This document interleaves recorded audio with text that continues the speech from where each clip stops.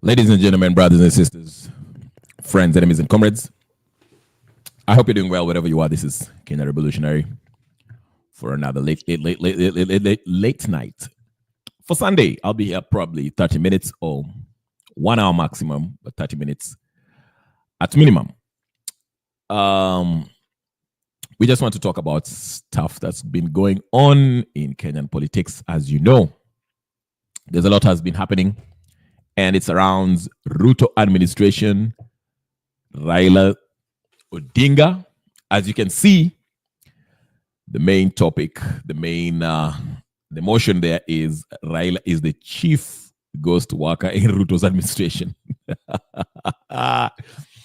This was a phrase that was framed by someone in one of those, another platform that I was listening to, and some ardent Raila supporters, of course, vehemently denied the claim that Raila is a ghost worker in Ruto's administration.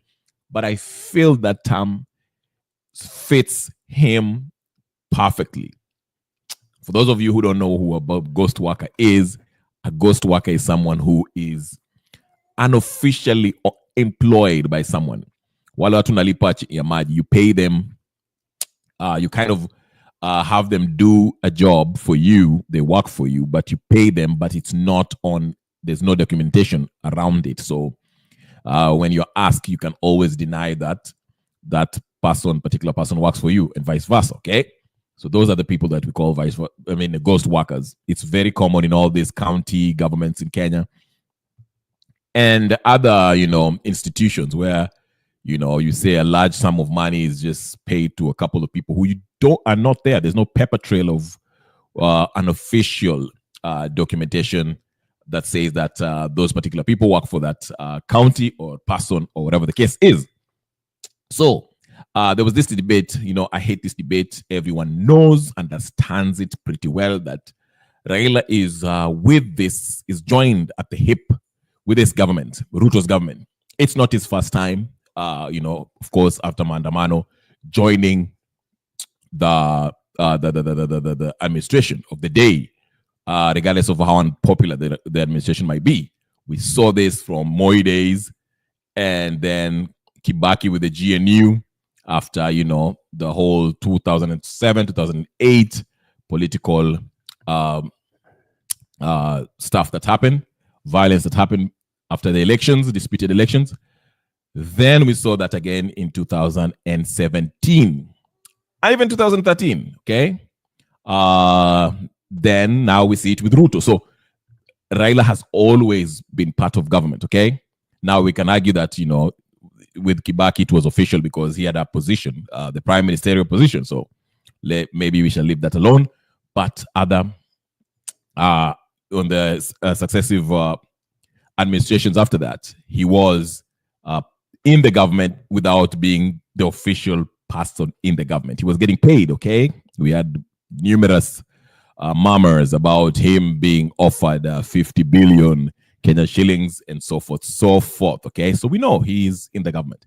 And now the funny thing is that now that ODM, after he offered his expertise and his experts to help this government that he was fighting a few months earlier, rallying people to go to the streets to fight against this government, saying that he won the elections. Again, a few months ago, you saw him tell the crowd that he's going to help this government because it seems like they're failing. So he sent members of his party, as you know, the Johos, the Mbadi and Wandai and the rest of them, okay? The former Kakamega governor, I forgot his name, Paranya, yes. And the rest of them, you know the story, okay? They went and joined Ruto's executive arm of government, okay?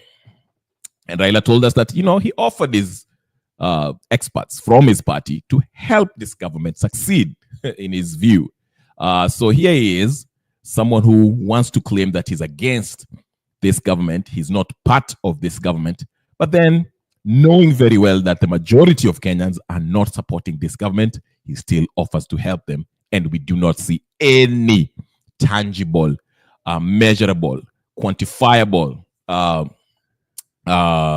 improvements in this government, okay, is still very unpopular. In fact, now Raila is coming out supporting the failing policies and the failing dealings by this government. Like you had the Adani thing, Adani deal. Raila came out and said, oh, this Adani is a good company, whatever. Then his supporters are trying to twist it and say that he just said that Adani was a good company, according to him, but he never supported the deal. I mean, that's it's an oxymoron. It's a silly argument, okay? If he didn't support the deal, then he would have said, I don't support the deal because X, Y, Z, Z. But if you come out and say that Adani is a good company, it has no problems, everyone, and you only have to just type it in your Google and you'll know that Adani is a corrupt group that was kicked out in Australia, not even wanted in Bangladesh, bankrupted Bangladesh, part of the reason why Bangladesh had their own popular revolution. And also it's been almost, people in India, the place of its origin, are not happy with Adani. So to say that, Raila just said Adani is a good company, but he never supports the deal, that's a really silly argument, okay? So we are not going to buy that. But here he is. So Raila of late has been running to go to AUC. He launched his manifesto and all that. It's just a bunch of crap. I mean, if you see the same people who were in that gathering in Addis Ababa, it was a hotel in Addis Ababa, the Musalia Mudavadi, Gladys Wanga, his sister, it's the same people who went to Gladys Wanga's whatever, they flew to Gladys Wanga's whatever in Homa Bay, with a little bit of surprises in there, like Caswell, who is no longer surprised anymore. We saw he's making it clear that he is part of the ODM machinery, corrupt organization, okay, criminal organization for that matter, okay. So I'll play you the snippets of what really happened. It's some people are saying it's good that now Caswell has come out and he is not hiding behind his affiliation with the ODM party. In fact, he's speaking as a member. Probably he will be running for Langata seat because Jalas is said to be a dead man walking politically. That is. So we'll wait and see on that regard. But here's some snippets from what happened in the Homa Bay. I won't bore you with the whole speeches of this because most of the speeches were just about a bunch of nothing, okay? It was just people, Ria, Tialala, Tibim, Tabam, Raila is a good person, he's going to AGC, Raila is it was just about Raila, okay? Singing praises to Raila. So I'm not going to bore you with the whole thing. I'll just play some snippets so you can get an idea of what they were talking about. Here's Caswell. The shocking part of Caswell's speech was this, when he said that them as Gen Zs, they went to the streets to make sure to help some of the leaders to win positions in where they are, which is a shocking admission. This speaks volume because basically it means that the Gen Zs, the Gen Zs were probably more than likely being sponsored by some faction of this ODM political party. But let's just listen to what Councilman will say, then we shall come back and we shall talk about some other stuff too, okay? Here is Councilman.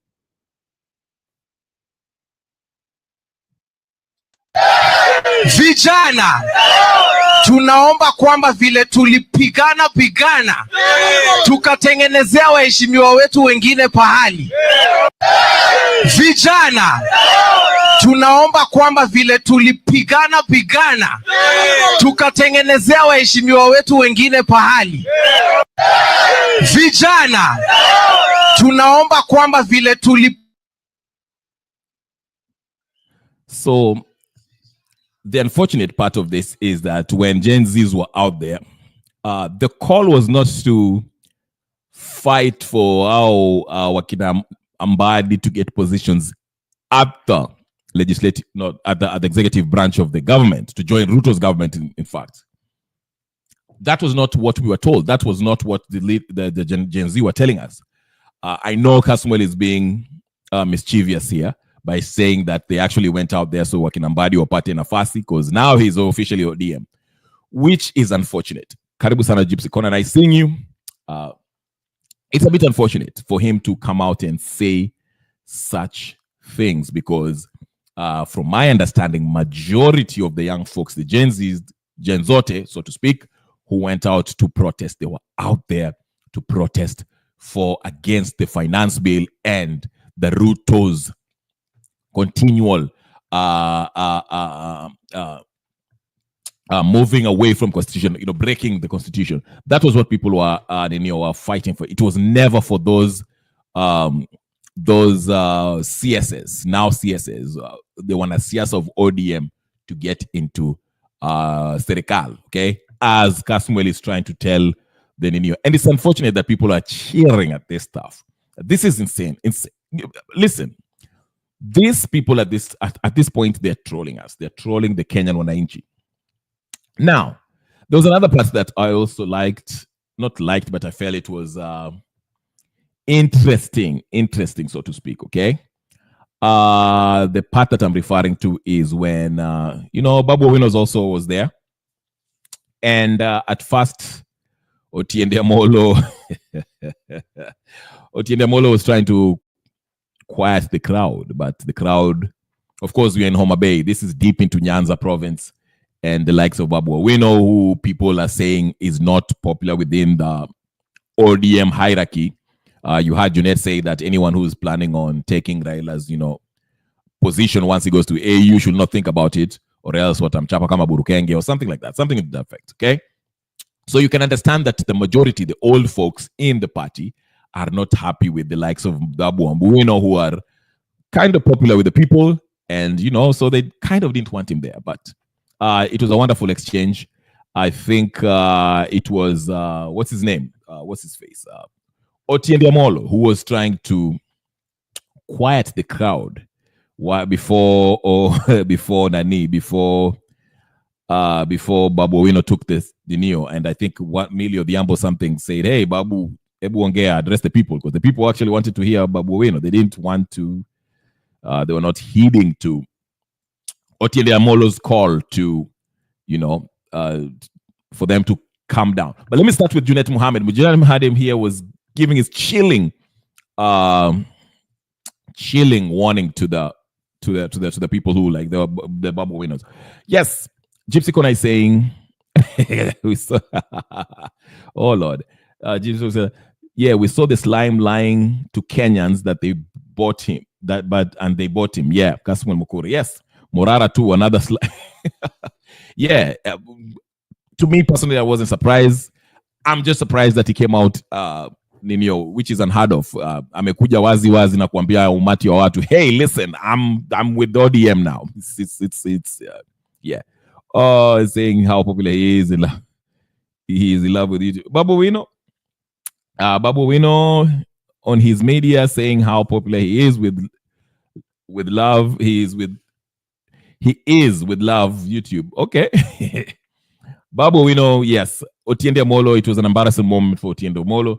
Let me just play that part because there was the young folks. So I'll start with Junet Mohammed because Junet Mohammed, this was taken as a shot against the Babu Owino because remember Babu Owino was one of those folks who were saying, listen, if you're going to talk about who is going to be the leader of ODM once Baba goes to Addis Ababa or leaves the scene, I should be on the table. I should be considered. So Junet basically was, giving him a warning that, hey, listen, this is what's going on. It is said to have been a shot to Babu Owino.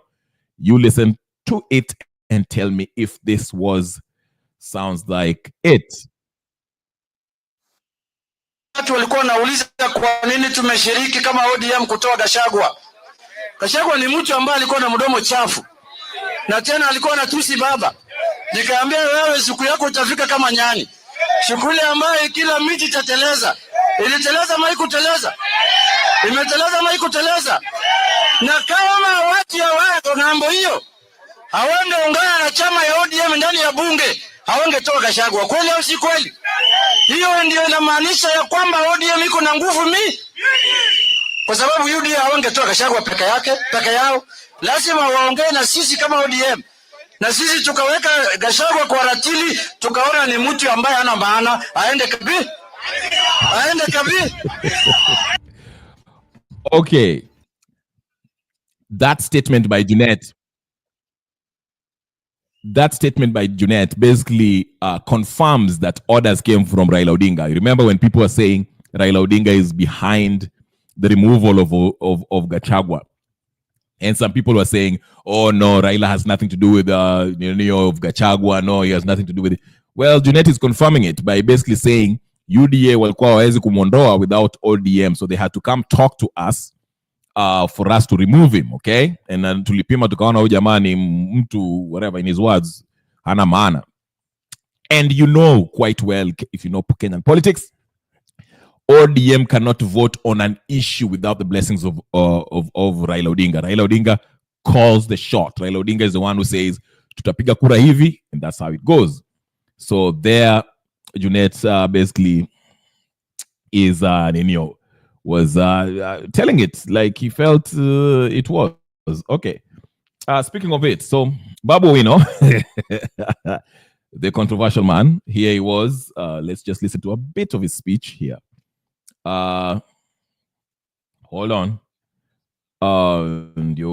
So there you go, Babu Wino. Haya, vijana ria, vijana ra, vijana tibim, wazee tialala, warembo wamama mwe, majenzi tiagas. Asanteni sana, jokanyana muntie, kawuono wa mor kabisa, kaka wabiro kae e nyadhi mar ODM. Ere jomomor gi wachno kabisa. Kuom chairman wa mar ODM miluongo ni Gladys Wanga. I have no doubt this is a lady with three most important qualities. Number one, Gladys Wanga has the intellect to work for ODM. Gladys Wanga has the political acumen to work for ODM. Gladys Wanga has the energy and the passion to work for ODM. Therefore, Gladys Wanga has been tested and proven to be a leader who can deliver ODM to State House in 2027. Jokanya Tibim, Majenzi Tiagas, Marario. I want to ask the Almighty God to give Baba Raila Odinga the wisdom to lead Africans, the courage to lead Africans, the strength to lead Africans, and lastly, a great health to lead Africans. Therefore, we wish Baba Raila Odinga all the best as he goes to AU. Na baba kishaenda.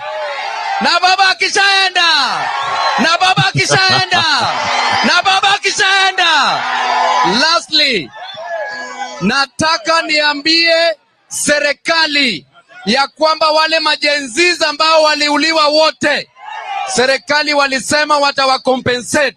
We want them to be compensated. Asanteni sana. Haya. Babu se woyo koro waleng. Waleng.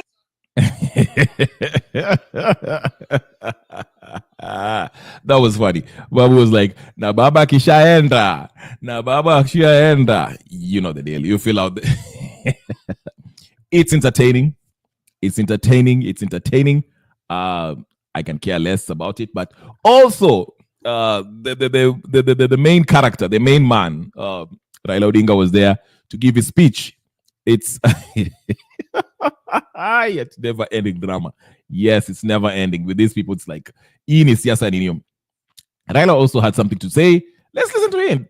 Just a few, like I say, I'm not going to play the whole speeches. These are speeches, just a snippet of the speeches of what they gave. Because if you're to listen to the whole speech, we'll sit here the whole day. So we'll just play some snippets. Here's the little things what Raila Odinga was saying.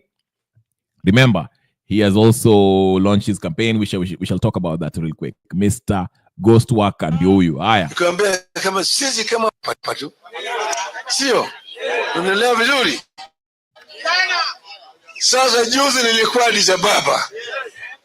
Nimekaa pale Addis Ababa imeongea na ulimwengu yote kutoka Addis Ababa, kikao kikuu ya nchi ya Afrika yote.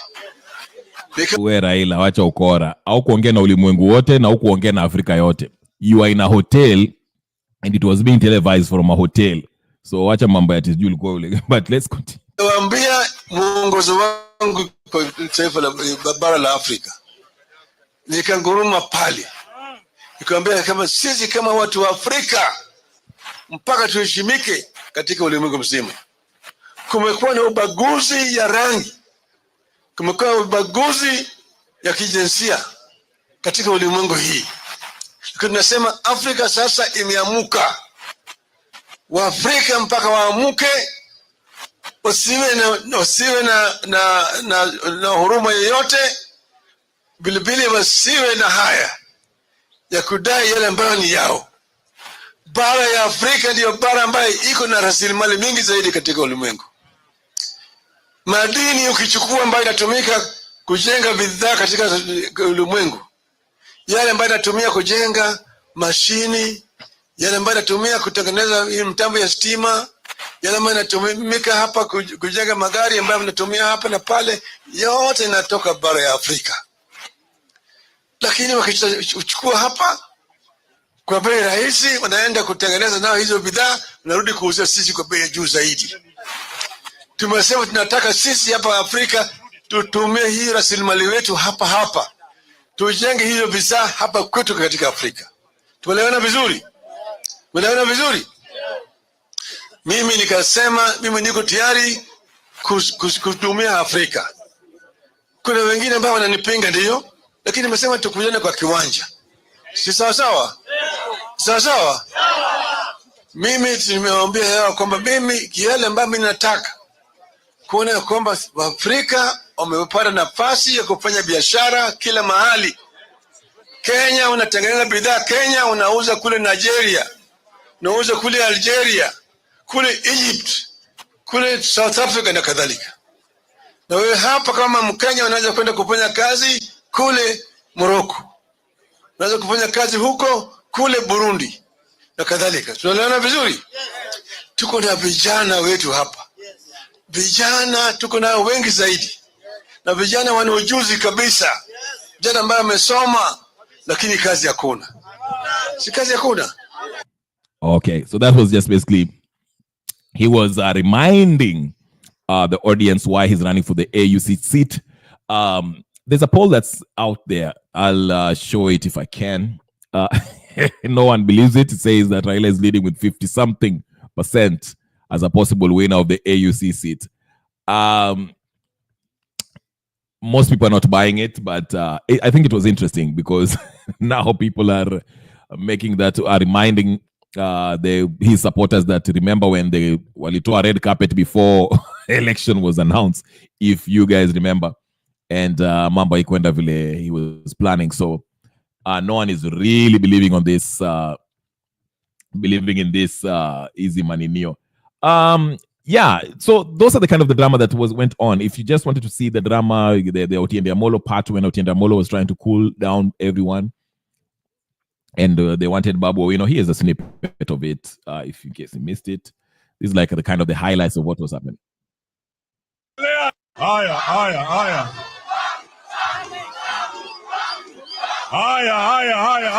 Tosha. Okwabidi nyime kokuling. Hatutaendelea until you fix one. Hello. Let us give Babu aongee.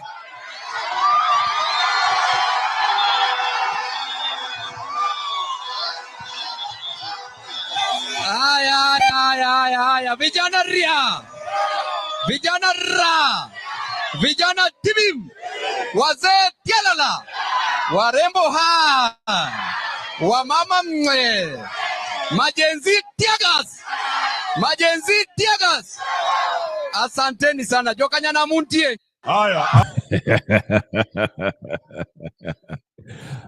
Embarrassing moment for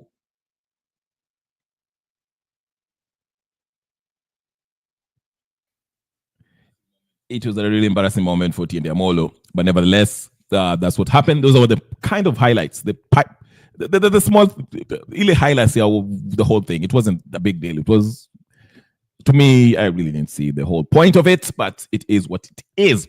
Now, in some of the news, remember Gachagua? You remember that guy? Remember Gachagua? Mnakumbuka Gachagua? Mnakumbuka Gachagua? Gachagua? He's still alive. He's still alive. He's kicking. He's somewhere in. He's somewhere. Gachagua is. He's somewhere. He also. Gachagua is alive. Hebu tusikie anasema. Walisema mlimpeach. Let's listen to what he had to say. Gachagua. Hebu tusikie Gachagua anasema nini? Because there's a lot happening. Well, I'm coming back to the kisichukuliwe kuwa yeye kuwa ni mwoga. Gachagua sasa akisema wakati ukiwadia yote yaliyomsibu atayaweka paruanja. Ameyasema haya huku wandani wake wakidai njama ya kuondoa baadhi yao kutoka kwenye nafasi za kiserikali kama Wanga anavyotupasha. Hatimaye aliyekuwa naibu rais Rigathi Gachagua ameonekana kuvunja kimya chake kufuatia kubanduliwa kwake afisini hii leo akiwa na ujumbe maalum. Turohegire. Katucinohega. Turioge katutioge. Turohegire muno. Na nitũrĩikaraga tũkĩmenyagĩrĩra. Tũgĩthura arata na ũrĩa tũrĩikaranagia nao. Lege yurage kiaga utire modo togetekia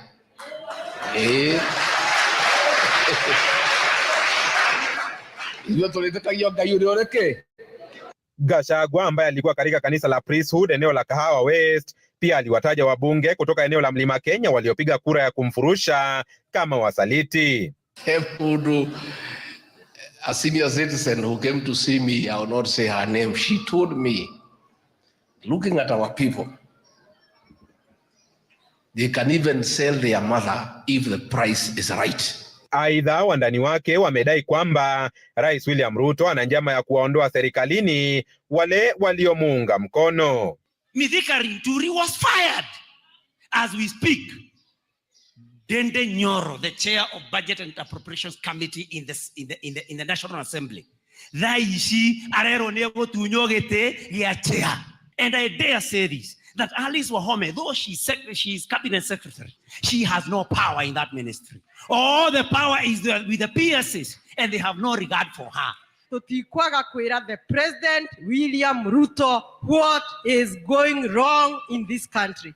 Todwe korana ndwa nini ta mwanake wa Gikuyu mamwire no kwega bururi uyu mwisho twikora ruwi tutigotweka threatened tutigotweka intimidated na gugogo debere ya kigogona. Hii ni mara ya kwanza tangu kuondolewa kwake ambapo Gachagua anaonekana kumfokea aliyekuwa bosi wake. Kama Mwangi, runinga ya Citizen. All right, so you can see there's a division already. Well, it's been there since the start of this whole Gachagua and the Ruto impeachment, all that stuff. Okay, now impeachment has been done. You know, we moving forward, but you can see the mountain and the lakeside has a contrasting view on how things are going. On one side, they're happy with their kingpin who is going to AUC. On the other side, things are not so settled. They're not happy with the president. They're not happy with his administration, so forth, so forth. Now, this is what I was been saying, and I've been saying for a long time. I say that the NADCO thing, remember that document there? Again, I had this from another platform. People arguing that the NADCO thing had nothing to do with Raila Odinga. Odinga didn't care about this NADCO. No. Raila Odinga was part and parcel of this NADCO thing. He was very involved in the negotiations. He handpicked who was going to negotiate there. Of course, he handpicked Msioka, who was part of the negotiation team from his side. So he wanted this NADCO thing. And I mentioned the next step to this NADCO process as they gradually, step by step, implement it is to change the constitution.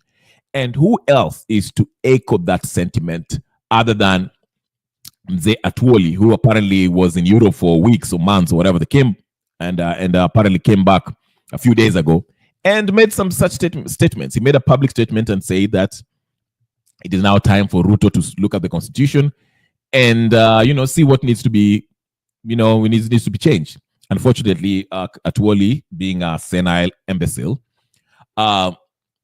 he doesn't understand that the president cannot change the constitution. It has to be something that the people, has to be a people-initiated thing. Okay, so the president cannot get up and say, "Hey, let's change the constitution." But anyway, we get the whole idea. I told you, and I mention it time and time after again. Wandai, Raila Odinga. There was a funeral that was some months ago in Siaya County, where Raila Odinga said that we need to look at this constitution and change things that we do not like, that does not work for us. Anyone that has any idea about the 2010 constitution can tell you that the problem is not the constitution itself. The problem are the people, governmental official, voted people who we chose as our representative, who have refused to actually implement this constitution. So, but I told you, they want this thing because it is always in their minds. That's something that they've always fought for since the times of Uhuru Kenyatta with the BBI. Now they're calling it NANCO. They want to bring it forth. That's what they're trying to bring it.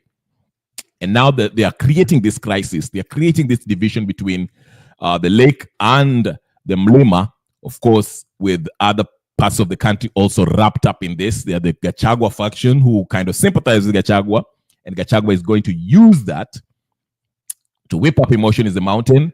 And you can see majority of people from the mountain are rallying around him, and they feel like they've been betrayed. They voted for Ruto. And you can see the people of the lake who, some of them might feel sorry for Gachagua, but at the same time, they are going with their political tribal chieftains. They're saying, you know what? It's our turn to be part of this government. We don't mind our tribal chieftains going to AUC. Most of our representatives are part of the executive. We are with UDA, but they still want to be kind of not part of it. So they try to play both sides. You can see the contrast between the two demographic, okay? But so they will heighten the political tension. They'll heighten the ethnic division between these two historically two ethnic groups, okay, with Kalenjins also being in the mix and other small tribes. I'm just using small as in quotes, not small in size, but politically, speaking. They will use that, heighten this tension between Uhuru Kenyatta, Gachagua faction. You see already Kalonzo is on the other side. They were having his spat with the former governor of Oparanya, when Kalonzo was saying that Oparanya is not, since he joined the government, he hasn't picked up his phone call. So you can see how they're heightening tensions. They are stoking this ethnic division and mixing it with politics in order to say, they'll come in and say, you know what, in order to cure this whole problem. You see the, useful idiots like Kaloma, they're always talking about Luos. It's our time for Luos. And Gachagua on the other side, Mrima. So, as they continue stoking this fire, okay, ikishafika fever pitch, they'll bring this NADCO thing and they'll use it to say that, you know what, we need to change the constitution so we can create positions for these guys to, as you see, Kaluma was talking on Spice FM this past week, because this will represent, it will be the face of Kenya. It will be a diversified face of Kenya as the constitution envisaged. And given this current constitution, it doesn't give positions to our tribal chieftains. So let's change the constitution to create these positions for Nino. If I was to be a betting man, the reason why, this is my opinion now, I'll be very careful, I'll be very specific in this. I think this whole Raila going to AUC, it's not about winning the AUC seat. I think he knows that he will lose, but this is to create a stature, to put him in a pedestal. He's bigger than life, okay? Raila is known continent wide, okay? He's an African giant. Let me just use Burna Boy's phrase. They want to portray Raila as somebody who is too big to be outside of the government, too big not to be part of the government, okay? That's why they're pushing this AUC. So even if he loses and comes back, of course, his comeback will exacerbate the already toxic fever pitch zeitgeist of the day, okay? The political temperatures of the day. And when he comes back, these folks will sit down and say, you know what? For us, watajifanya, they are very selfless. You know, they always act like they're selfless. They'll behave like this. This is the speech they'll give. I'll tell you this. They'll act like, you know what? In order for us to live in harmony and for the best, have a prosperous, peaceful, Kenya, it is better for us to change the constitution so we can have a government that represents the people. So they will create these positions as a political, prime ministerial position and all this chief cabinet secretary, all this nonsense that they will want. That's how they'll sell this BBI after creating this Nenio. And part of these mandamanos that you see, let me tell you something. Listen to me carefully. Part of these mandamanos you see out there, these are sponsored by the very, very people that you heard them. Listen to Kasmuel. You heard what Kasmuel said.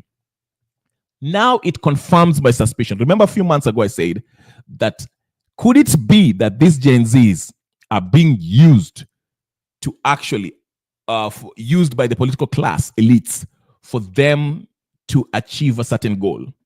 Okay? So now when you hear about this Nenio in Milimani, this protest in Milimani, the protest in whatever, what came out of it? Just like I'm saying, what came out of the protest, the Gen Z protest in June 25th? What's the biggest thing that came out of it? Okay? Because the protest was about being anti-finance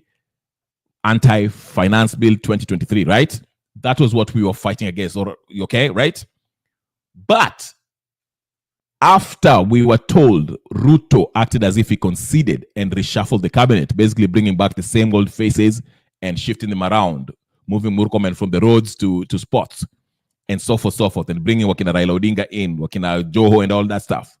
The matter went to the courts where we thought we had won, only for the Supreme Court to actually say this thing is legal. In fact, they have no problem. So basically, if you look in totality, what did the Gen Z June 25th achieve, that great day that we say we almost removed Ruto, we occupied parliament? What did it actually achieve? It only achieved the goal that the political elites wanted, which was to find a reason to work openly together. And now they are going to create another mandamano, another Gen Z movement, in order to have a reason to bring in the NADCO report to change the constitution. That's why you see now they have started talking about a possible round 2 of the Gen Z movement. Now, majority of the young folks, the Gen Z, Gen Zote, will be on the streets thinking that they are out there protesting to remove Ruto.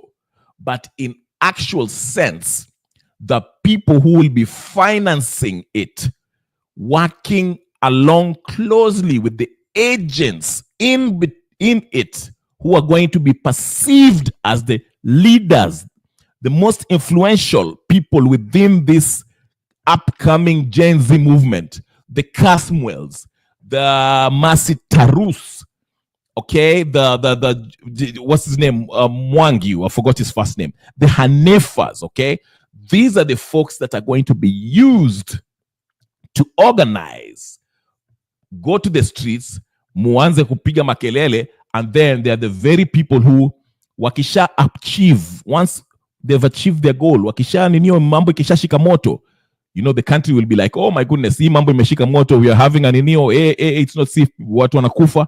Then you'll start hearing them ati watakuwa abducted, mara wamepelekwa, and it will be, some of them will be fake abductions, okay? Then utasikia, you know what? Let's bring in the NADCO, let's go and have this referendum. They'll start hurrying up, going to form your constitute this IABC. Alafu tutakimbia tuanze referendum and we'll be happy thinking that you are going to change the constitution for the better. Or they are going to actually rig their results and in their favor and change the constitution. That is coming. That's why you hear them talking about, because now it makes sense, especially after Kasmuel said what he said. Because if you think about it, who are behind this, the funding of these Gen Zs? The Eric Omondi who was very close with Jimmy Wanjigi. Okay, Gachagua. Remember Mpuru when he was standing with the Gachagua and saying CC, which is indicating him along with Gachagua behind it. Okay, the ODM, some faction of ODM were also behind this Gen Z, because remember, and I'll play that Kasmuel's speech one more time, because Kasmuel was saying we were fighting there so that some of our leaders were parting nafasi. You understand? So he understood they were doing that so that they can bring that.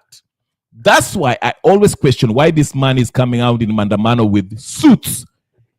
It is all coming together. So if you look at Jimmy Wanjigi, if you look at the ODM heads, if you look at Gachagua faction, these are the political elites. They are part of this whole cabal that are using Gen Zs through the influencers like the Mwangi and Hanefa and Kasmuel and Masotarus and the others in order to galvanize, bring the youth to the streets. Then wanna cause chaos, crisis, then unaona wanaenda wanashikana wanasema hey, Raila nakwenda shikana. You see what I'm saying? So yes, I've heard about, let me see your Ninio very quickly. Please, if this is your first time, go ahead and now subscribe mara moja. Gachagua is a funny. Gachagua is very funny. He says someone sold the mountain when the price was right. Did he not sell the mountain when the price was? Yeah, Boniface Mwangi. Yes, that's what's his name. Those are new. I am the one who called yesterday, and I got kicked. Okay, come in. Promise Baraka, you wanted to come in. I'll give you a few minutes because, like I say, I will not be here for long. So I'll give you a few minutes. Open your camera, come in, tell me what you think. Platforms ziko mingi. I don't know which one you use. Okay, come in, Mr. Promise Baraka, come in. The link is up there. I have like let me see, 18 minutes. But anyway, so that's what. Let me play you the clip before I bring this, Mister. So there's a clip by what's his name? Uyumze Atuoli telling us about the change of the constitution. Anatuambia to change constitution. Are you ready for that video? All right, ndio hiyo basi. Mzee Wangira, karibu.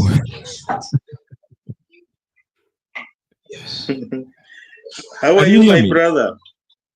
I'm doing good. I stole your phrase. Don't worry. You know, we are all fighting for the democratic space of this country, my brother. And you know, let me just put off my TV first. Yesterday, I was on another platform and I called Raila the chief ghost worker in the William Ruto government, and you know, it made me kicked out. And you know, this was my argument. Mm-hmm. You watched it? Yeah, go ahead. You know, this was my simple argument. Because there's a lady who claimed that, you know, the people of Kenya did not hire Raila Odinga. So because they did not hire Raila Odinga, they cannot expect anything from Raila Odinga. And this lady, you know, was claiming to be an HR expert. So, you know, I brought in a new perspective and I said, yes, as the HR guy in that particular firm, you did not hire Raila Odinga. But unfortunately, it seems that, you know, the person you never hired in the name of Raila Odinga seems to be on the payroll. So can you explain to us as the people of Kenya how Raila Odinga has found himself on the payroll. And you know, by just asking that very basic question yesterday, it earned me the kick. And today, perhaps, you know, I found myself here, and perhaps this could be my next home going forward, you know, because, you know, I like being you know, I'm looking at things in the manner that they are. But, you know, on the other end, you know, they don't want some of us to criticize when, you know, we are supposed to be criticizing. You know, I personally am a writer of this book, okay. and I've written largely, the large part of it is about the democracy in Kenya. And so if I've written largely about democracy in Kenya and you want to gag me in discussing about democracy in Kenya, then I find that one not to be a platform for me. So here, if you'll allow me to criticize, then I'll be part and parcel to this particular discussion. But, you know, we must agree that, you know, Raila Odinga has let down the people of Kenya. Many of us believed in this old man. I've voted for Raila Odinga since 2007. I thought that, you know, he's a man who believed in the cause of the people of Kenya. But, you know, in the month of July this year, he let me down by betraying the cause of the young people that we are calling the Gen Z. You know, you cannot dance on the graves of the young people, 61 of them who died during that struggle, by, you know, telling the people of Kenya that, you know, you have exported your experts into a government. Exported your experts into a government to do what? You know, people here were fighting about good governance. And, you know, my argument has been that, you know, my argument is always simple.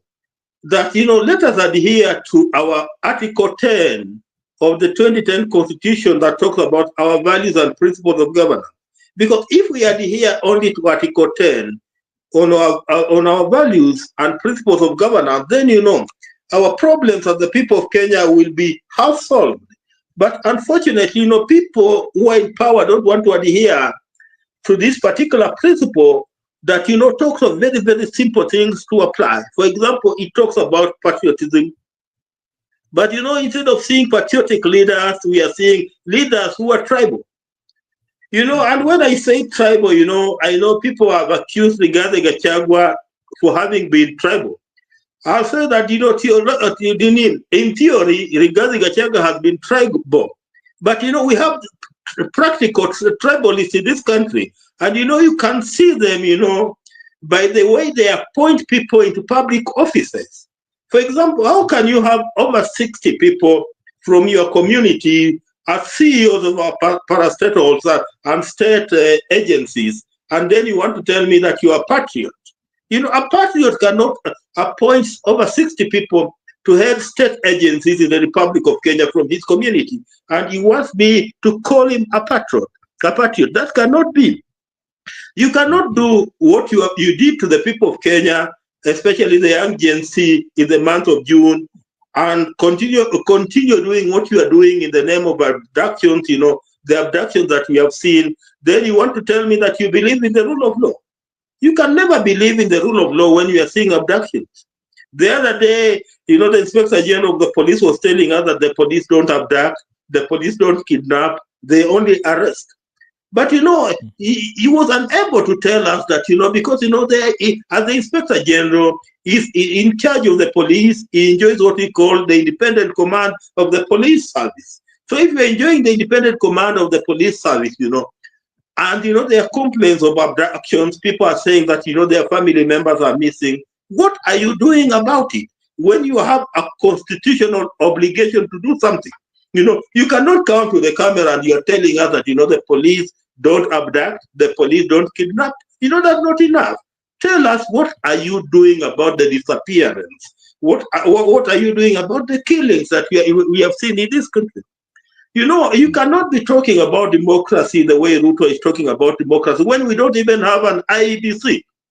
Without an IEBC, you know, are you sure that we are going to have election in 2027? How sure are you that this is not a scheme to extend William Samoei Ruto's, you know, reign on power? You know, how sure are you that it's not a scheme to extend his reign on power? You know, You know, he doesn't seem to be in a hurry to constitute an IBC. Why? Why? You know, these are questions that we need to ask ourselves.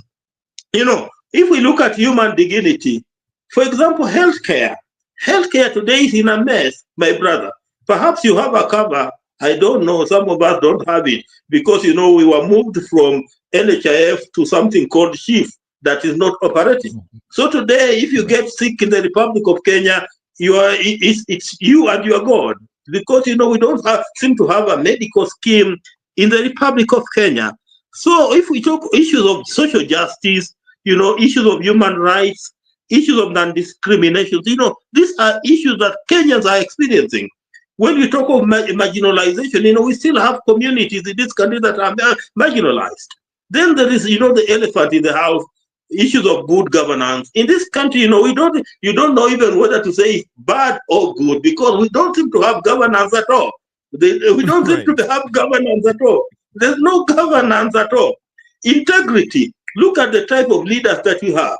You know, are they leaders of integrity? Look at the type of leaders you have. Are they leaders of integrity? And they are being forced on us.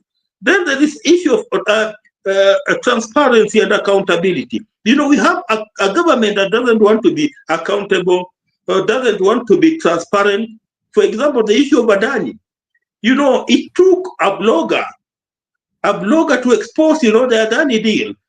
You know, if that blogger guy did not expose the Adani thing, perhaps up to today, you know, the people of Kenya could not have known that, you know, Adani does exist.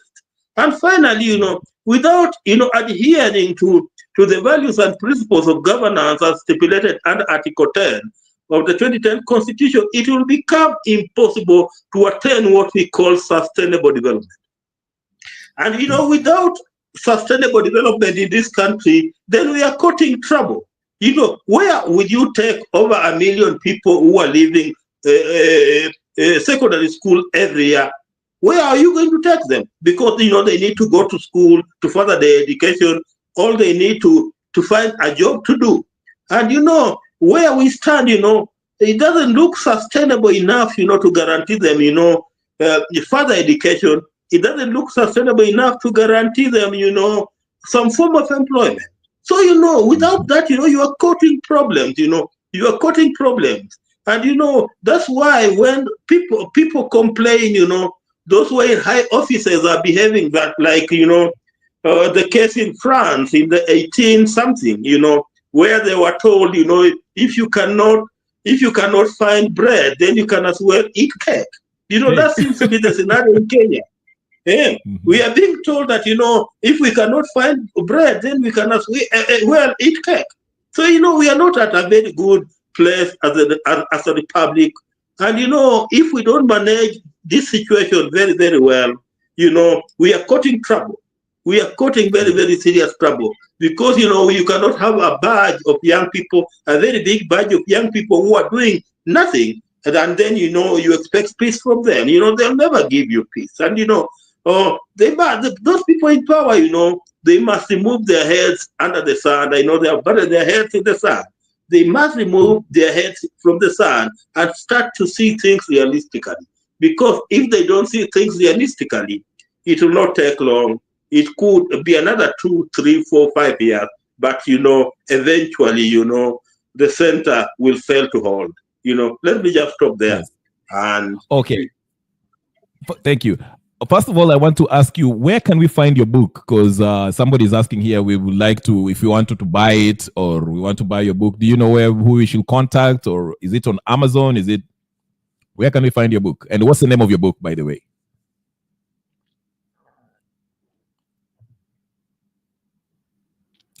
You're muted. Can you unmute? Can you unmute? My book is titled The Body is Willing, but the Soul is Weak. East Africa and the East African Dream, a critical analysis. For those who are in Kenya, I don't know whether you're in Kenya. For those who are in Kenya, they can order this book from the Nuria Bookshop. And even for those who are not in Kenya, they can still order the book from Nuria Bookshop, and, you know, I believe it will be delivered. Okay, all right, thank you. Like I say, it's an honor to have you, Jared. I usually listen to you from that other platform, but I was listening keenly and I saw how you are making a lot of people uncomfortable with this whole chief goes to work, which I thought was funny, but it really fitted. So, what do you make on people with people? I mean, I know Raila has been saying, even ODM, they're saying that they're not part of the government. Okay. But again, as you alluded to this, that he came and told us in public that he offered his experts to join the very government that they were against to help them. So I don't know how that works.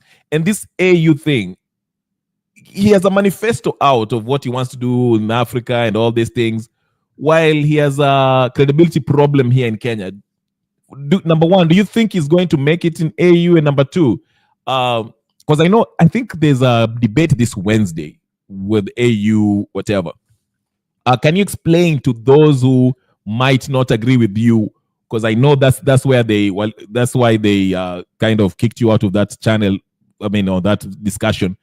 You are in the middle of explaining why did you use this phrase, Raila is a chief ghost worker. Why is he a chief ghost worker?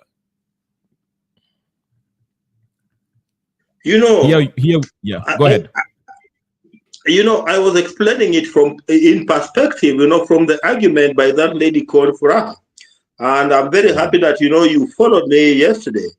Because, she was trying to run away from the real issue by claiming that, the people of Kenya never hired Raila Odinga, so they should not ask Raila Odinga for anything. Then, right. I brought in the third angle, because she said that she's an HR expert. So, as an HR expert, she deals with the people that she has hired. Then I asked her, do you know that, we have a scenario where you could have people who have not been hired, but they're on payroll. And, that's where now I coined the word, Raila being the chief ghost worker. Because, it's public knowledge, what is called, judicial notice that, Raila Odinga is on the payroll of this government. And if you want to know that Raila Odinga is on the payroll of this government, we start even with the impeachment of, Rigathi Gachagua. We know the role that he played in the impeachment of Raila Rigathi Gachagua. Was he doing it for free? We know that he has seconded people. We know that he has seconded people that he's calling, experts. Is he doing it for free?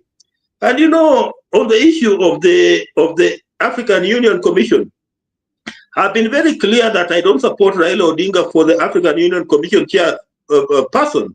And one of the reasons why, I don't support him, one, is because, he's a divisive figure. He is a divisive figure in this country. He's divisive. And, looking even at the manner in which he handled the Gen Z issue here, and, the manner in which he even handled the impeachment of, Rigathi Gachagua, it leaves him as a divisive person. And, at the African Union Commission, we want a person who can bring Africa together. Raila Odinga is running on the theme of, unity and prosperity. And, if you are running on the theme of unity and prosperity, then, charity must begin at home. You must cultivate that unity and that prosperity at home before you tell us as the people of Kenya that, you can cultivate the unity and prosperity at the African level. For example, what type of unity can Raila Odinga tell us that he's cultivating when we were seeing him, planting the seed of discord? For example, what business did Raila Odinga have in the impeachment of Rigathi Gachagua? I've never understood what was his business. What was his business? What was his business there? What role did he have in ensuring that, the Gen Z struggle flopped? What was his role there? And, there's one thing that disappoints me. I am a 50-year-old man today, and I have a son. And I have a son who is 15 and he'll be turning 16 years. So any single child, any single young child who died, any single young man who died last year, the 61 of them could be like my son here. So, I'm asking myself a simple question. Assuming any of those people, young people who died was my son, how could I have felt? How could I have felt? So, we cannot bury these things under the carpet the way people want us to bury them under the carpet by telling us that wako ndani ya serikali. These are serious issues. These are serious human violations. We have 61 young people buried. How do you think that, Rek Masai's mother is feeling? How do you think that Rek Masai's mother, how do you think she's feeling today? Is she happy to see a grave of a young man who could have helped her? Is she happy? And, we need to be realistic in this country and sincere and say it as it is. But, to Raila Odinga, so long as he was promised, that, the government of Kenya will support him to become the chair of the African Union Commission, he does not say anything about the 61 souls, that were killed. Is that the direction that you want to take as the people of Kenya? That's not the direction I want to take. And, it does not matter, even I was kicked from the other end. Even if you decide to kick me today, it does not matter. I'll stand firm and fight for these young people because, they died for a cause. And, that particular cause must be respected, And that cause was to make Kenya a better place. Absolutely. I like I said, just for the record, I'm so glad you came here because you are one of those few people when you're in those platforms I usually watch because you seem to be have a sensible, well thought out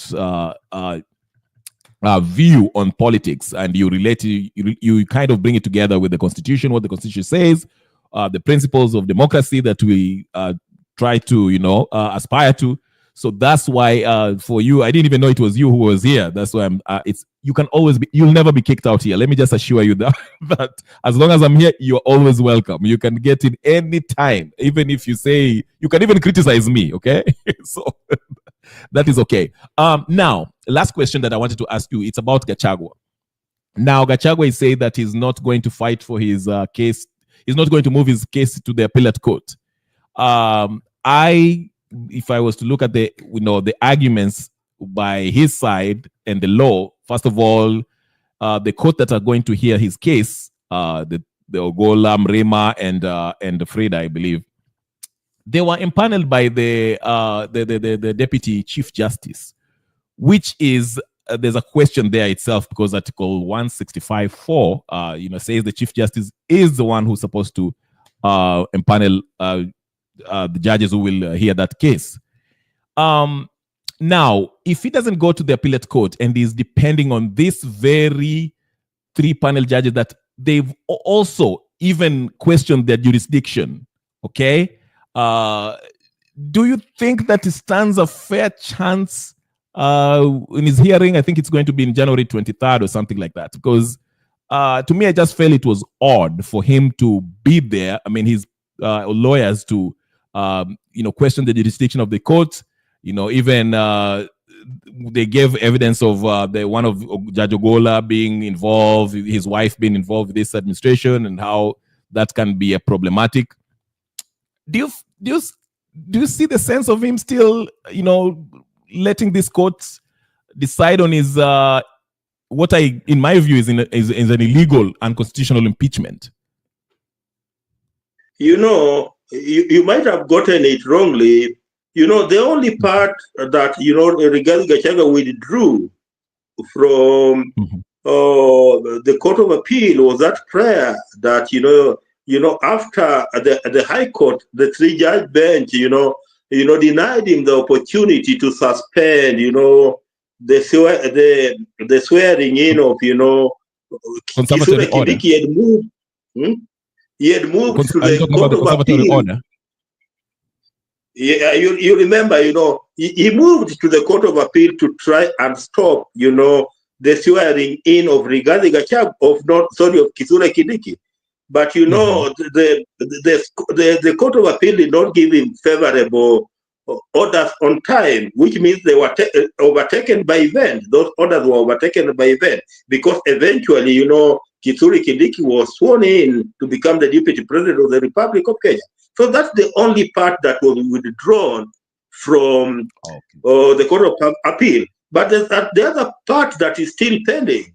The other part that is still pending is that appeal on whether the Deputy Chief Justice can empanel a bench. That particular part is still pending at the Court of Appeal. Okay. So I got it. Okay, that makes sense. Now, again, the Kindiki, because he was supposed to be vetted by the IBC, which hasn't been constituted.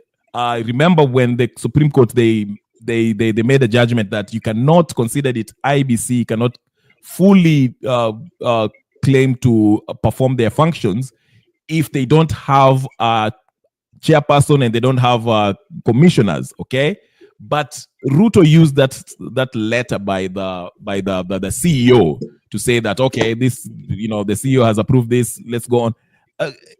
Can it be reversed? Because this is an illegality. I mean, that will be part of the men's suit that is now coming up on the 23rd of January before the three-judge bench.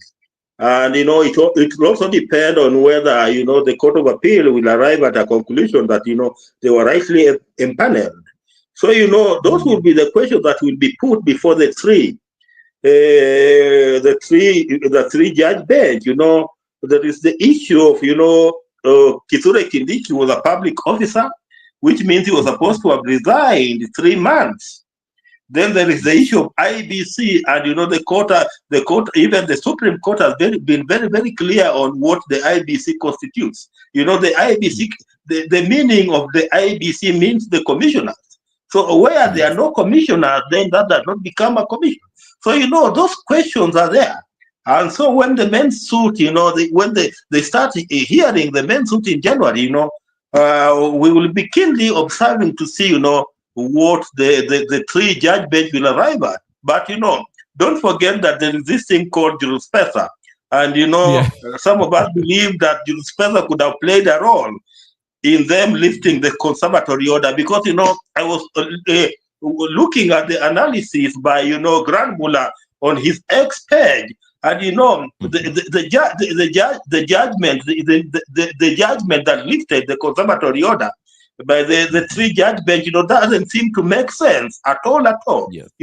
It's there. The analysis is on the X page of Grand Mula, and if you read it, you'll not arrive at a conclusion on how they decided to lift the conservatory order. So like what Grand Mula always says, perhaps jurispesa played a role in this particular part. Yeah, I think that is true, because even the Supreme Court's decision on the finance bill was also, most people found it appalling, and Grand Mula also said that jurispesa might have played a role. And even I don't know if you had the Chief Justice, what's the name, the head of the judiciary, was Martha Koome. When she said something that was outrageous, mentioning that one arm of the government, the judiciary, should be protecting the other arm of government, like the legislative. They should protect each other. And I think the Constitution says the opposite, says that they should be checking each other. So if the legislative body breaks the law, it is the judiciary who are supposed to intervene and interpret the law, the Constitution, as to the function, what the Constitution says regarding that matter. So I think, in my opinion, Ruto has totally overtaken the judiciary, and Gachagua stands no chance. Tomorrow we are going to listen to the Adani. I don't know if you're going to be Milimani courts tomorrow. There's a mandamano that's supposed to be taking place there. And I don't know, what's your take on this? Do you think there's a chance that the courts might be intimidated, or might listen to the people's cry who are going to be protesting outside the Milimani courts? And maybe they'll, make a judgment that's favorable to the people, with, saying that that's the people's will. They don't want Adani. Do you think that can happen, or do you think this Adani thing is also have just overtaken Kenya and it's a gone case? There's nothing we can do. My worry is one. Yes. I've been following, the development, especially from the court corridors, and they don't give very, very encouraging message. Look at the way, or the Supreme Court now watered down the principle of public participation. They say that, Parliament is not even obligated to even listen to what the public gives as their views in form of public participation.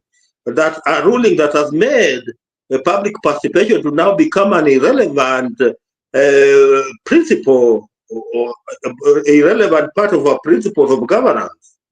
And remember, that is an apex court. And when the apex court, or that is the Supreme Court, feels intimidated in the manner that we have seen, then what will make the High Court not intimidated? Right. That's the question that we must ask, because already the Supreme Court seems intimidated because in the manner in which they are arriving at some of their judgment and ruling. Then what will make the High Court not to get intimidated? Then there's a likelihood that William Samoei Ruto will continue having his way. Already he has his way over the Finance Bill 2023, over the housing levy.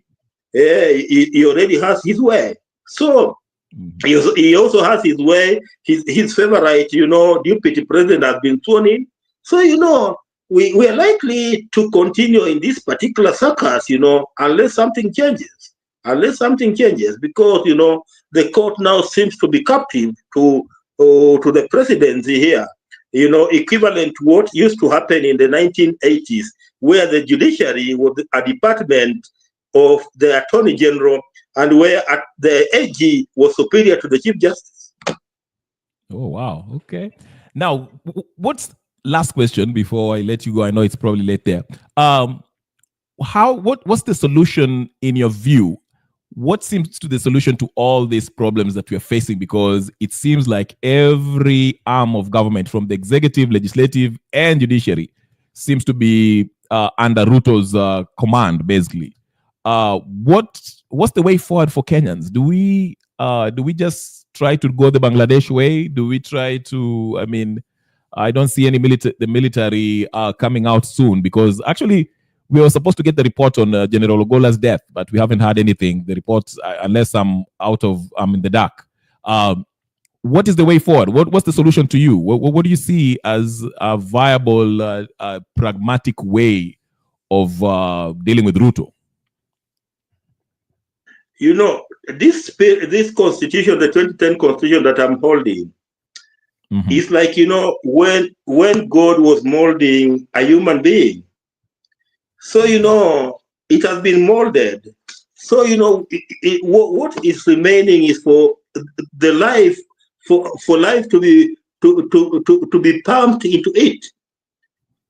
Where, you can breathe life into this particular document called the 2010 Constitution, because where it is, as much as it has been modeled, but, it doesn't seem to have life.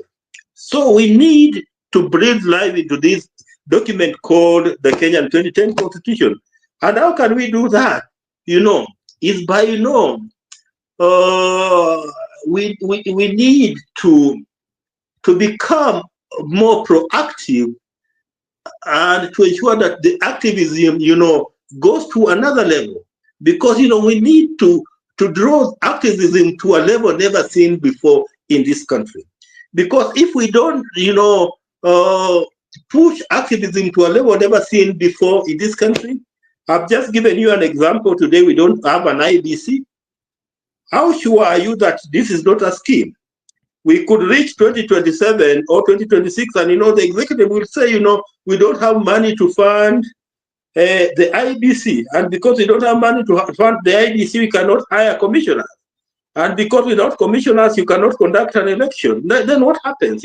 What happens? That will mean that we'll end up in a scenario like the one that we had in Congo DRC during Joseph Kabila's time, where there was no IBC to conduct elections, and he had his term extended. So we need to see a seriously activated Kenyan citizenry. People will come out and voice themselves, because if we keep quiet, and with the presidency having taken captive of everything here, then as a people, we could be doomed. Look now where Raila Odinga is. My fear is activism is okay, but I think there's my fear is the misinformation about it, because I mean, you had Atwoli today say he feels he's saying that we should change the constitution. Some months ago, I just said earlier in this program that Raila also, he was in a funeral somewhere in Siaya, and he was saying that we should look at this constitution and change it. And I agree with you that the problem is not the constitution itself. We need to breathe life into it and implement it fully. But here it is, even if we want to be actively involved, Ruto will also be very active by misinforming the public, telling them, hey, you know what? The problem is this constitution. We need to change it. We need to change it. If we change it and put 1, 2, 3 together and put the Railas there, that's when. So to me, I feel like while active citizenry is required and is important, I think it's a tall order.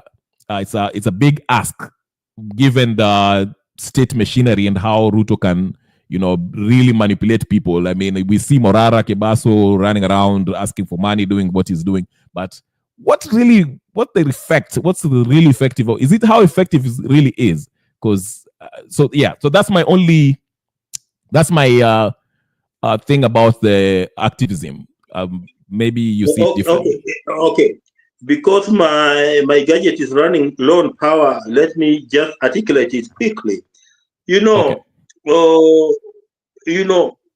Being a tall order, it is a tall order, but it cannot be taller than, the order we had in the 1980s and 1990s, when we were agitating for the repeal of Section 12.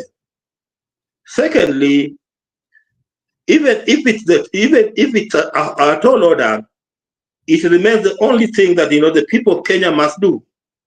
Because if we don't do it, then we're done as a people.